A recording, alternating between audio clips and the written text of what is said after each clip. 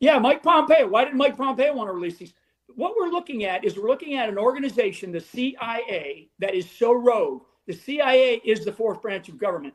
The deep state is what forms around the CIA, and the CIA has infiltrated the White House. They've infiltrated every single staff in the House and the Congress. So when Miss Luna and other members of like the HIPSI or the SISI or the SASC or the HASC or the HAC or the SAC, all these different acronyms, right? Inside of those organizations, inside of those staffs, in the legislative branch, never mind in the judicial branch, there are elements of the intelligence community that have been in there for a long, long time. They just flow in and out, and some of them are what they call legacy people. So we've got to take this very seriously. This is not, finally the JFK things are, the files are released, and then, Sunday night or Saturday night, we're bombing the Houthis again, and everybody forgets about the JFK files. An organization of the United States government called the Central Intelligence Agency committed what we now know, this act of criminal conspiracy to not just undermine a president of the United States, but to assassinate a president of the United States. We have got to accept that or not. People can say, but I accept that. So now it is, what are we going to do about it? So maybe we waited, whatever it is, 75 years or something. I'm not a math major, but we waited this long. Okay. So these people are all dead and gone. Underhill supposedly put a bullet behind his head and shot him, and committed suicide. What is going to happen? Accountability. Everybody is held to account. Children are held to account by their parents. We hold the people accountable for all kinds of crimes in this country. We're trying. Tom Homan's doing things for this country right now to get rid of, these MS-13 thugs.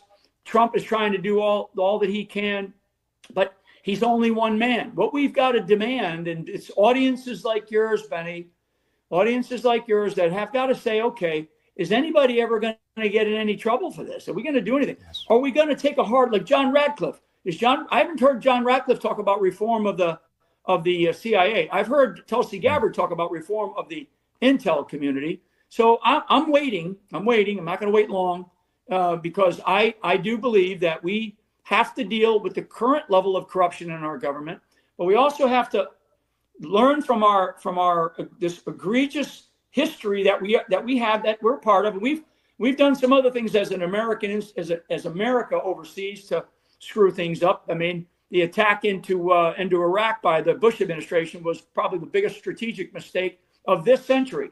But this assassination of Kennedys, plural, and making sure that this body, this very smart, talented group of people couldn't get control of our government apparatus. Everybody knows what JFK said about the CIA. Most people don't know what Dulles did when Kennedy fired him. Dulles went ahead, just like what we're seeing right now with people like Obama and Brennan and Clapper. Dulles went, and he didn't leave Washington, D.C. He just went down the street and he formed another little, I'll call it a kitchen cabinet or whatever, of people outside and inside. He was still directing the operations of the CIA. That was right after he got fired by Kennedy. So that's very well known in the intel circles. So I want these congressmen and women to make sure that they describe this, and I am not emotional about this. I'm very matter of fact. Okay. I'm very matter of fact. I may be raising my voice on you, and I apologize for that because I'm in a different kind of room here. I'm not sure if you can hear me, but I want people to understand that this is not a mistake. Okay. This was an egregious crime committed against the American people, committed against our government, committed against a president, committed against our Constitution.